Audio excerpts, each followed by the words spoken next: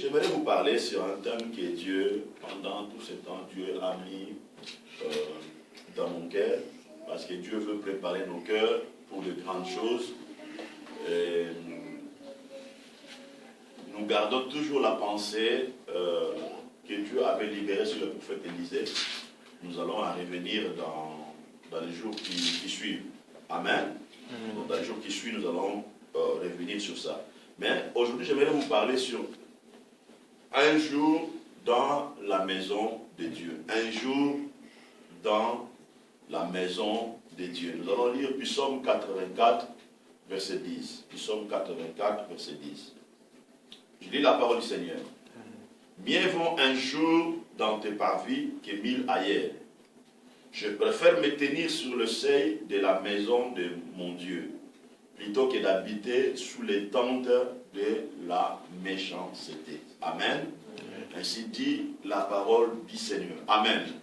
Ici, j'aimerais expliquer certaines vérités qui vont changer notre vision sur l'Église, sur la maison de Dieu, sur notre relation avec Dieu.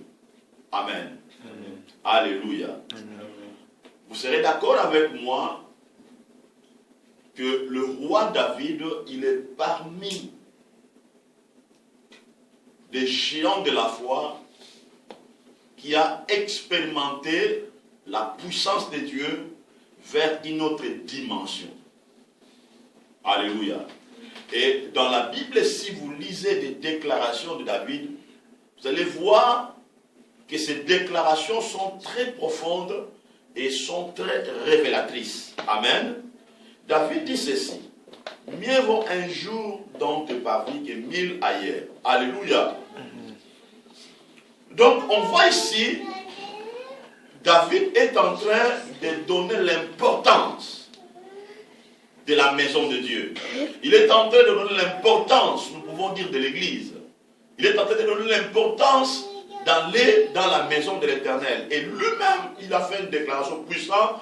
Il dit, je suis dans la joie lorsqu'on me dit, allons dans la maison de l'Éternel. Alléluia. Donc, durant l'exercice ministériel ou royal du roi David sous la terre, il avait compris les secrets d'un jour dans la présence de Dieu.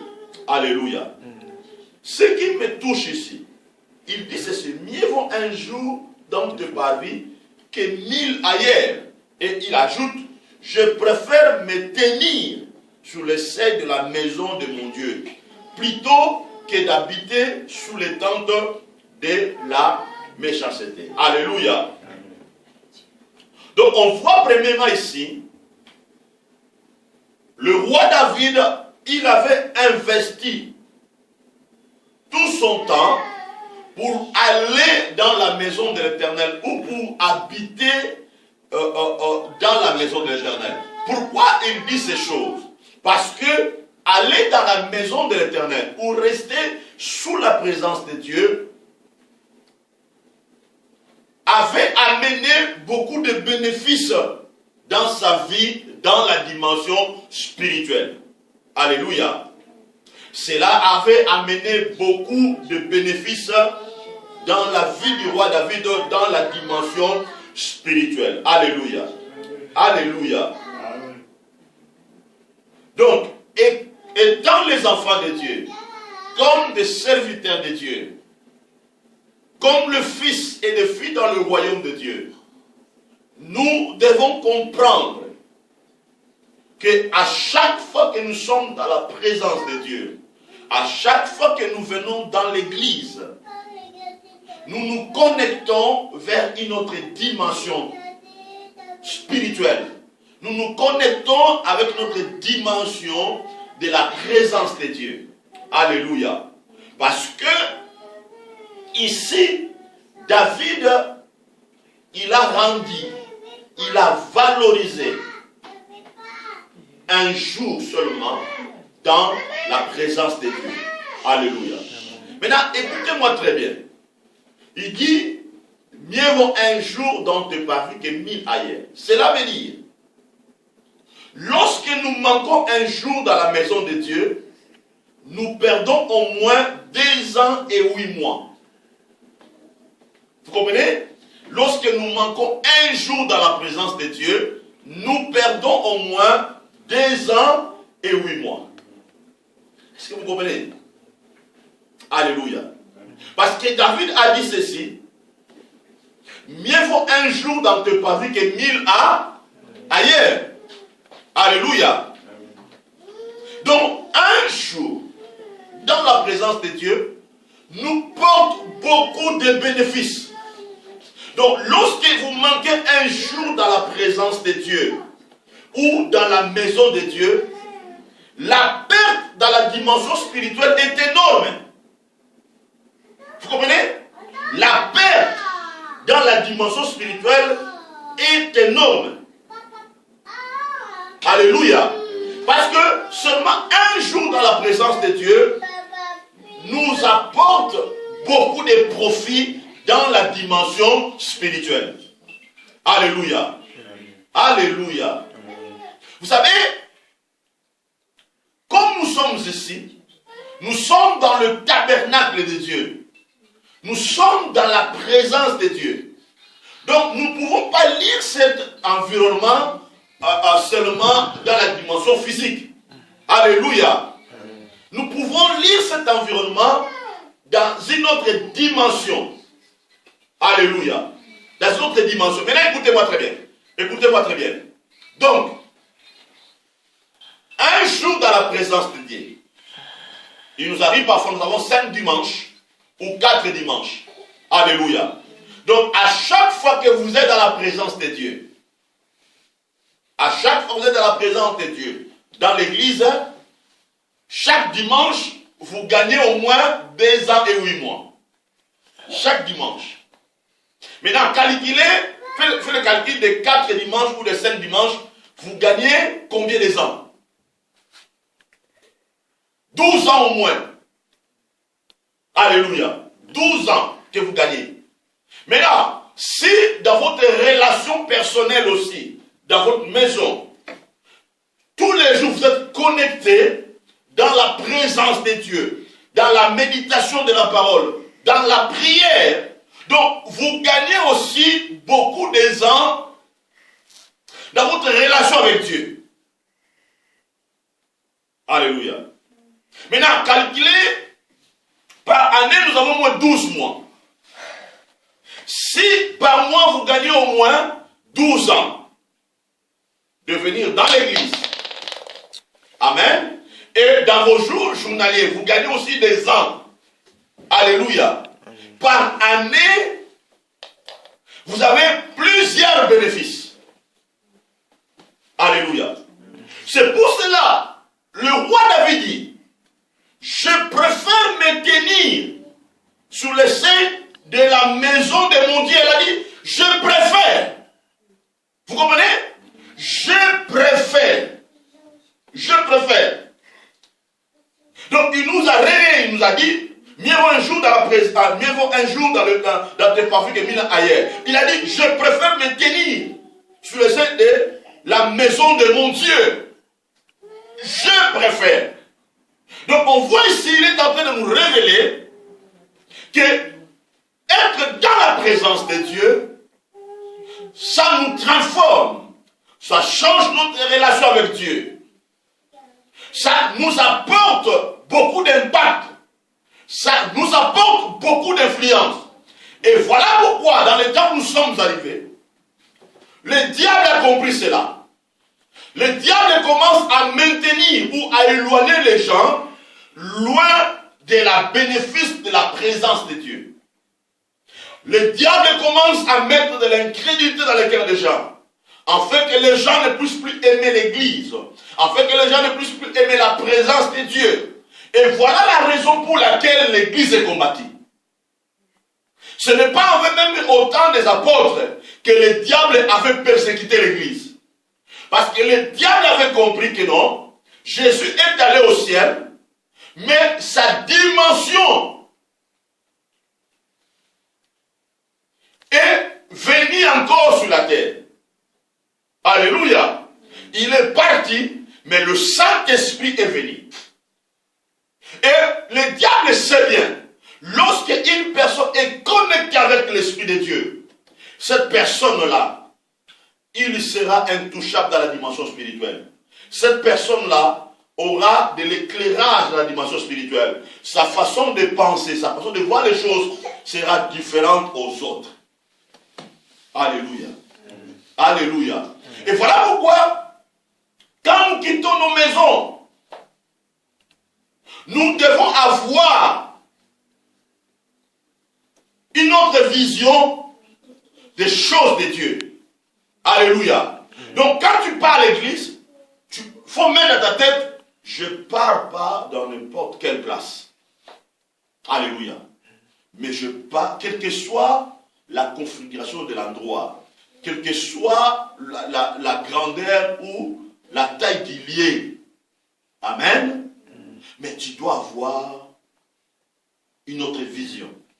C'est comme si on te donne l'invitation, on te dit, ok, tu vas aller dans le palais royal. Amen. D'abord, dans ta tête, qu'est-ce que tu vas faire? Tu vas bien te préparer. Ça c'est un. Deuxième chose, tu auras l'autre considération par rapport à l'endroit où tu pars. Amen. Troisième chose, tu vas dire, oh, je pars dans un endroit qui est beau. Quatrième chose, lorsque tu vas arriver là-bas, ton attitude sera différente. Cinquième chose, tu seras dans l'attente de voir le roi. Sixième chose, quand tu vas partir, tu vas dire aux gens que j'ai rencontré le roi. Et si vous avez pris les photos avec le roi, tu vas publier ça dans tous les réseaux sociaux. Que tu étais avec le roi. Alléluia. Et l'église, c'est un royaume de Dieu où Jésus est le roi des rois. Lorsque nous venons dans la présence de Dieu, nous devons avoir un cœur assoiffé. Nous devons avoir de la passion, de l'amour. Notre attitude doit être différente. Notre attente doit être différente. Et quand tu sors de l'église, tu rentres à la maison, publier dans les réseaux sociaux spirituels, que les démons voient que tu as rencontré le Seigneur, que tu es avec Dieu. Alléluia. Nous devons avoir fier de demeurer dans la présence de Dieu. Et écoutez-moi ce qui est fort. Le roi David dit, je préfère me tenir, je préfère. Mais aujourd'hui, beaucoup de gens préfèrent d'aller dans les choses du monde. Beaucoup de gens préfèrent passer leur temps dans des cafés. Beaucoup de gens préfèrent passer leur temps dans les réseaux sociaux. Beaucoup de gens préfèrent passer leur temps dans les choses. Préfèrent. Mais écoutez-moi bien aimé. David, il était un homme illuminé. David, ce n'est pas n'importe qui. Alléluia.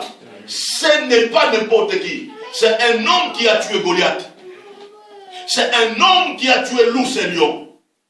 Ce n'est pas n'importe qui. Donc il nous révèle des clés de la réussite dans la dimension spirituelle. Il dit, je préfère me tenir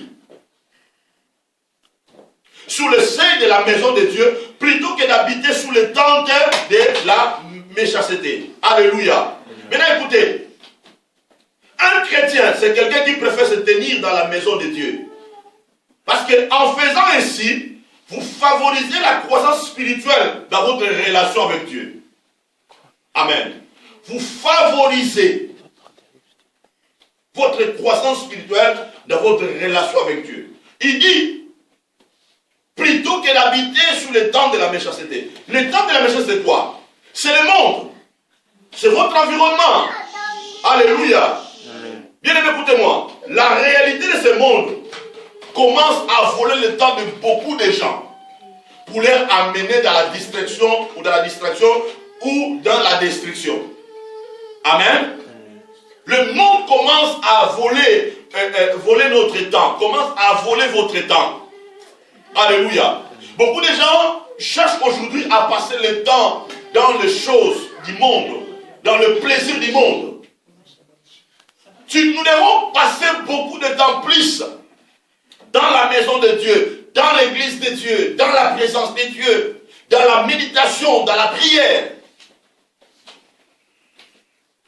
Amen. J'ai pitié pour les chrétiens qui sont rétrogradés de dire, ah, moi je reste à la maison, je suis à la maison. Vous êtes en train de perdre beaucoup de choses. Parce qu'il y a un grand bénéfice, bien aimé, lorsque nous nous retrouvons ici. Parce que la Bible déclare, il est doux et agréable à le frère de se demeurer ensemble. C'est là où Dieu fait quoi? C'est là où Dieu coule sa bénédiction. Amen. Parce que lorsque nous sommes ici, nous sommes en train de se connecter. Alléluia. Donc nous sommes en train de se transmettre des forces et des énergies spirituelles. Alléluia. Et voilà pourquoi il est important de rester ensemble dans la présence de Dieu, de servir Dieu ensemble, bien-aimés. Et voilà pourquoi, depuis que je sers Dieu, je fais tout possible de ne pas manquer l'église.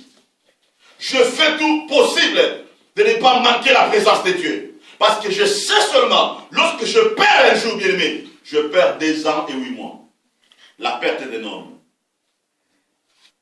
Amen. Amen. Pour combler ce trou-là, il faut encore des grands sacrifices. Alléluia. Et beaucoup de gens, bien-aimés, ne comprennent pas ça. Parce que le fait que de refuser d'aller dans l'église ou dans la maison de Dieu, en réalité, cela vous rend pauvre spirituellement. Amen. Parce que les gens qui n'aiment pas à rester dans la présence de Dieu, prier, méditer, aller dans l'église, bien-aimés, ces personnes-là sont pauvres spirituellement. Vous allez les remarquer même au niveau de leurs réflexions, au niveau même de leurs pensées, au niveau même de leur comportement, de leur attitude. Parce que nous venons dans l'église pour gagner des valeurs spirituelles, pour gagner beaucoup de choses, afin que nous puissions grandir. Alléluia. Parce que être en dehors de la présence de Dieu vous créera l'insécurité dans la dimension spirituelle. Le fait que vous vous déconnectez de la présence de Dieu, vous mettez loin de la présence de Dieu, ça va créer l'insécurité spirituelle dans votre vie. Ça créera l'insécurité spirituelle. Les démons vont venir vous attaquer. Les choses vont venir vous attaquer. Parce que vous êtes hors de la présence de Dieu.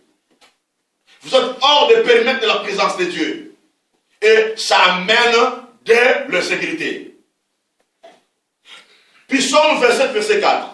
Nous lisons la parole du Seigneur. Puis Psaume 27, verset 4. Toujours le roi David. Il dit ceci.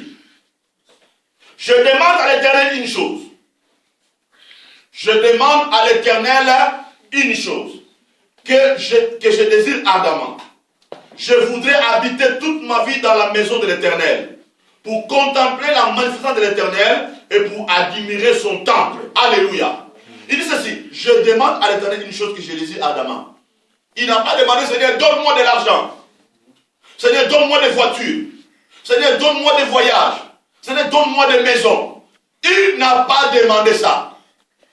David avait compris le principe de chercher premièrement la présence de Dieu. Parce qu'il savait bien, en cherchant la présence de Dieu, tu peux posséder tout. En cherchant la présence de Dieu, le règne de Dieu peut vous apporter des grandes bénédictions. Il a dit, je demande à l'Éternel une chose que je désire ardemment. Je voudrais habiter toute ma vie dans la maison de Dieu. Je voudrais habiter toute ma vie. Je voudrais habiter toute ma vie. Cet homme qui parle ici, ce n'est pas n'importe qui. Cet homme qui parle ici, c'est un homme que le monde admire aujourd'hui. C'est un géant de la foi. C'est un homme qui a accompli de grandes choses et des exploits. Et j'aimerais que la déclaration, la révélation de cette parole nous interpelle. Il dit, je voudrais habiter toute ma vie dans la maison de l'Éternel. Je voudrais habiter. Cela veut dire, rien ne me séparera de l'amour de Dieu. Loin ne m'éloignera de l'amour de Dieu. Rien ne m'éloignera. Donc, je voudrais habiter toute ma vie. Cela veut dire, je ne voudrais pas me séparer avec Dieu, quel que soit le problème, quelles que soient les circonstances, quelle que soit la déception, quelle que soit la bénédiction, quel que soit, je voudrais habiter dans la maison de l'Éternel. Même si on m'injurie dans l'église, même si quelqu'un devait faire des scandales pour moi, mais moi, j'aimerais habiter dans la maison de l'Éternel. Toute ma vie. Alléluia. Toute ma vie. Il a dit quoi? Pour contempler la malpuissance de l'Éternel. Pour contempler. Bien aimé, on vient dans l'église non pour contempler le pasteur, ou pour contempler ton homme, ou ta femme, ou tes enfants, ou ta belle voiture, ou ça. Non, on vient d'abord dans l'église pour contempler l'Éternel. Mais malheureusement aujourd'hui, les gens viennent à l'église pour contempler leurs habits. Alléluia. Les gens viennent à l'église pour contempler leurs habits. Les gens viennent à l'église avec des convoitises. Non, avec des cœurs pour contempler Dieu. Pour dire, Seigneur, tu es merveilleux. Contempler l'Éternel. Contempler l'Éternel. Mais les gens ne viennent pas aujourd'hui avec ça. Je ne viens pas aujourd'hui avec ça. Alléluia. La motivation est devenue autre aujourd'hui. Mais David nous montre la vraie motivation. Contempler la gloire de Dieu. Pour admirer son temple. Amen. Pour admirer son temple. Mais aujourd'hui, l'église n'est pas admirée, mais l'église est critiquée. Les gens viennent à l'église avec l'esprit de critique. Les gens ne viennent plus pour admirer. Amen. Bien aimé, quand tu viens à l'église, il faut que tu puisses admirer ton frère. Ah, mon frère, ma soeur. Vraiment, vous avez un don de Dieu. Vraiment, vous êtes un enfant de Dieu. Vraiment, vous êtes un béni. Vraiment, vous êtes un témoignage pour moi. Vraiment, vous êtes un bénédiction pour moi. Les gens ne viennent plus aujourd'hui à l'église pour admirer le temple. Mais les gens viennent à l'église pour critiquer. Alléluia. Maintenant, regarde ce que David dit. Regarde-moi très bien. Il dit, je demande à une chose que je désire ardemment. Que je désire ardemment. Parce que vous ne pouvez pas posséder quelque chose si cette motivation n'est pas suivie avec un désir. Vous comprenez? Dans l'église, nous devons avoir un désir. Le désir de prier, de méditer la parole. Ce désir-là doit être ardent dans notre cœur. Déjà, quand le dimanche arrive, tu te prépares déjà. Il y a un désir de rencontrer Dieu. Tu sais, je pars pour aller admirer. Alléluia. Ah, il y a parfois, notre sœur Sephora, elle m'étonne parfois. Quand le dimanche arrive comme ça, elle dit, je pars pour aller rencontrer Davina, pour aller rencontrer Nathan. Vous voyez, son désir, c'est... Vous comprenez? Ça, c'est son désir. Alléluia. Pour contempler. Voilà pourquoi la Bible utilise le parabole des enfants et il connecte ça avec le principe du royaume. Nous devons avoir ce désir-là, ce désir ardent dans notre cœur. Alléluia. Amen. Vous savez, ce qui me fait mal aujourd'hui, il y a des gens qui disent l'église n'est pas important pour moi. Beaucoup de gens disent ça. Ah, l'église n'est pas important pour moi. Écoutez, cet langage ne vous sauvera pas un jour devant des problèmes.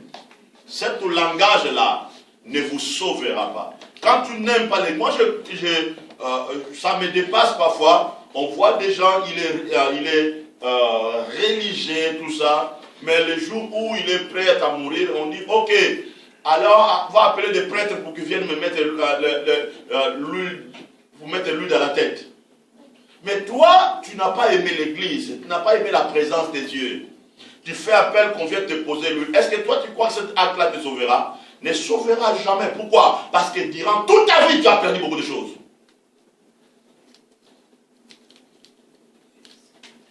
Parce que tu n'as pas gagné de profit où Dieu peut te récompenser quand tu seras dans son royaume. Parce que le Père te nomme. Regardons l'exemple des pauvres Lazare et les riches. Le pauvre Lazare, il aimait la présence de Dieu. Et le riche, il négligeait la présence de Dieu, l'église.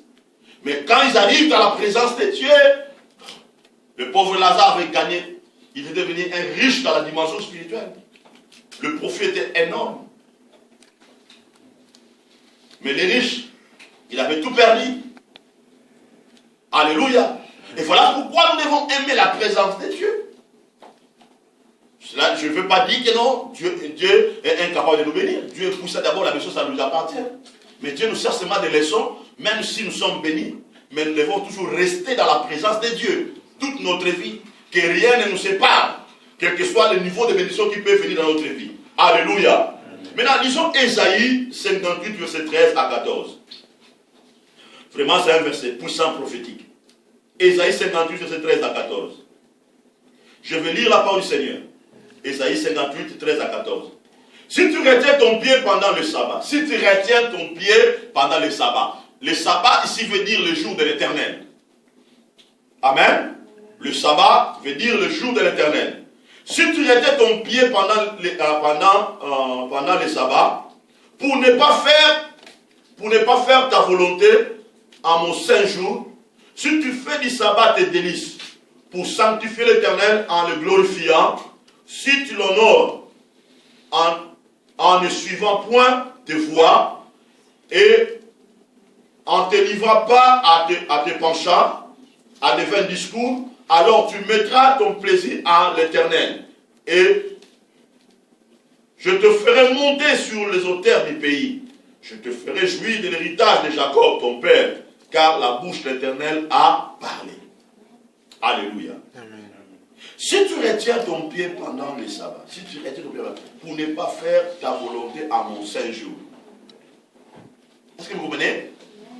Pour ne pas faire ta volonté à mon saint jour. Cela veut dire, dans le jour du sabbat, dans les jours de l'Éternel, nous ne pouvons pas faire notre propre volonté. On doit faire la volonté de l'Éternel. Amen. Nous ne pouvons pas faire notre propre volonté. Cela veut dire, bon, ça va, je reste à la maison, ok, je vais faire ma fête. Je vais préparer tout ça, je vais regarder téléfoot, je vais regarder la télé, tu restes à la maison. Tu es en train de faire ta propre volonté. Et en faisant ta propre volonté, tu es en train de perdre beaucoup de choses. Amen. Si tu fais du sabbat tes délices, cela veut dire, si tu fais le jour de l'Éternel tes délices, cela veut dire les jours de ton bonheur, les jours de tes bénédictions, les jours de tes profits, pour sanctifier l'Éternel en le glorifiant, si tu honores en suivant point tes voies, si tu l'honores en suivant point tes voies, cela veut dire tes propres chemins,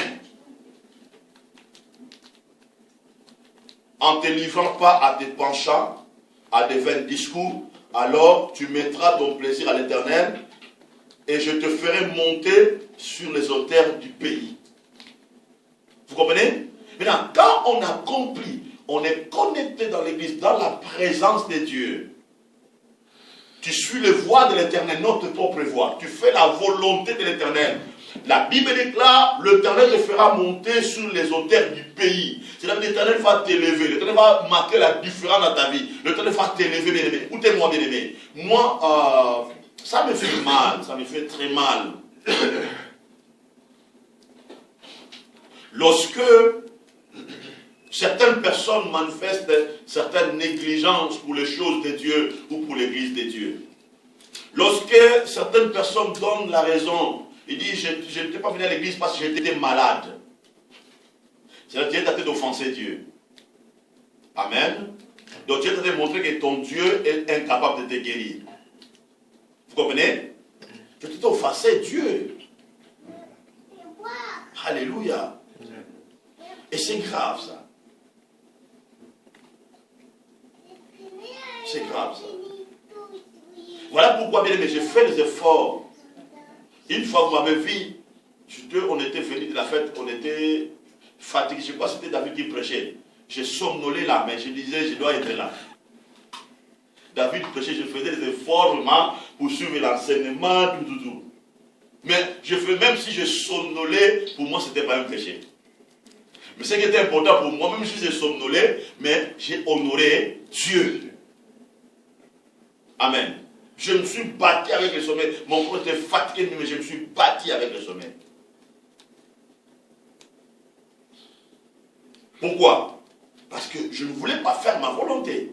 Mais je voulais faire la volonté de l'Éternel. Être dans sa maison. Je te ferai jouir de l'héritage de Jacob. Je te ferai jouir de l'héritage de Jacob. Cela veut dire, quand tu es connecté à la présence de la Bible, Dieu dit ceci. Je te ferai jouir de l'héritage de Jacob. Est-ce que vous comprenez? D'abord, Jacob, c'est notre père. C'est notre modèle. Toute bénédiction de Jacob sera à notre faveur. Alléluia. Sera à notre faveur. Parce que Jacob, c'est un modèle pour nous. Et son onction sera dans notre vie. Une fois, je vous avais dit, même David, il a opéré sous l'onction de Jacob. Je ne sais pas si vous vous souvenez, c'est là de cet enseignement que je vous avais enseigné. Alléluia. C'est très important, bien-aimé. C'est pour cela, les jours de l'Éternel, il faut le faire bien. Prépare-toi, prépare ton cœur, prépare tes pensées, prépare tout bien. Viens dans la présence de Dieu. Vous allez voir souvent, même dans la Bible, comme je ne voulais pas vraiment mettre la semaine que ce soit long, vous allez voir même des jours de sabbat, Dieu a même interdit aux gens de ne pas faire les choses sur les propres voies. Cela veut dire faire les trucs de la maison, tout ça, vous comprenez? Ou donc, laisser tout ça pour son jour. Est-ce que vous comprenez? Laissez tout. Même la peinture de la maison, ne met pas. Vous comprenez? Même pour aller voir ton voisin, n'est pas. Donc, tu t'es consacré pour les jours de l'Éternel. C'est très profond. En fait, nous puissions comprendre ça, mais parce que j'ai compris l'importance de la présence de la vie de David, ça nous amène beaucoup de bénédictions et beaucoup de transformations dans notre vie. Parce que si notre attitude seulement change pour le culte de dimanche ou pour la présence de Dieu, on va voir comment les bénédictions vont commencer à couler dans notre vie. Alléluia. Dernier verset, Osée chapitre 14, verset 9. Osée, c'est là où on va clôturer. Osée chapitre 14, verset 9. Écoutez ce que la Bible déclare. Écoutez ce que la Bible dit. Osée 14, verset 9. Écoutez maintenant. Que celui qui est sage prenne garde à ces choses. Amen. Que celui qui est sage prenne garde à ces choses. Que celui qui est intelligent les comprenne. Il y a des choses ici. Que celui qui est sage prenne garde à ces choses. Cela veut dire, quelqu'un qui est sage doit avoir le meilleure réflexion par rapport à ces choses. Amen. Prenez garde à ces choses. Prenez garde à ces mystères. Ça pose un. Que celui qui est intelligent le comprenne. Celui qui est intelligent le comprenne. Cela veut dire, il faut, celui qui est intelligent doit pratiquer cette parole, doit comprendre cette parole et commencer à l'appliquer dans sa vie. On nous donne deux clés importantes, que celui qui est sage prenne garde à ces choses, que celui qui est intelligent les comprenne. Car les voies de l'Éternel sont droites. Les justes y marcheront, mais les rebelles tomberont. Amen. Vous savez, le voie de l'Éternel n'est pas comme ça. Amen. Il n'y a pas de zigzag dans les voies de l'Éternel. Les voies de l'Éternel sont comme ça. Sont droites. Maintenant, la Bible déclare, le juste y marcheront. Les justes y marcheront. Cela veut dire qu'ils marcheront sur la révélation de Dieu, sur la parole de Dieu, sur la pratique de la parole de Dieu, sur l'obéissance de la parole de Dieu. Mais le rebelle, ils tomberont. Les gens qui se rebellent au principe de Dieu. Parce qu'un rebelle, c'est quelqu'un qui n'est pas sage et il n'est pas intelligent. Pourquoi? Le rôle des rebelles, c'est quoi? C'est de détruire. Ce n'est pas de construire. Amen. Vous allez voir dans nos pays, tous les rebelles qui ont fait des guerres là, ils ne sont pas construits, ils sont détruits. Pourquoi? Parce qu'ils sont pas sages et intelligents pour comprendre l'importance de vie humaine dans un pays ou dans une nation. Alléluia. Et nous devons être sages et nous devons être intelligents et marcher dans la révélation de la parole et marcher cette parole, bien aimé, nous verrons la différence dans notre vie. Pourquoi Dieu nous parle ça? Parce que Dieu veut amener des grandes bénédictions dans notre vie. Dieu veut transformer notre vie. Dieu veut nous amener. Dieu veut que nos maisons soient des ambassades, le lieu du royaume, où quand quelqu'un vient, il contemple le merveille de Dieu. Parce que nos maisons doivent être le lieu des cultes, le lieu où les gens viennent pour contempler la gloire de Dieu. Amen. Et voilà pourquoi Dieu veut que nous puissions faire de nos maisons le lieu de la présence de Dieu. J'aimerais clôturer par ce témoignage. Vous savez, un jour, quand j'ai perdu ma soeur, j'avais reçu les gens de ma famille à la maison, c'était un dimanche. Je me souviens, j'avais invité un orateur de l'extérieur pour venir prêcher la parole de Dieu. Maintenant, mais ma famille pensait que non, je vais rester à la maison parce que j'ai perdu ma soeur, moi avec mon épouse et les enfants. Les dimanches là, je les ai tous laissés à la maison. J'ai pris ma femme, j'ai pris les enfants, nous sommes allés à l'église. C'était ma propre sœur. Ma sœur était vraiment comme ma mère. Alléluia. Et nous sommes venus à l'église.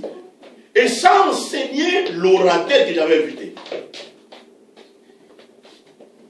Ça lui a enseigné, ça a marqué son cœur. Il a dit, tu as perdu ta propre sœur.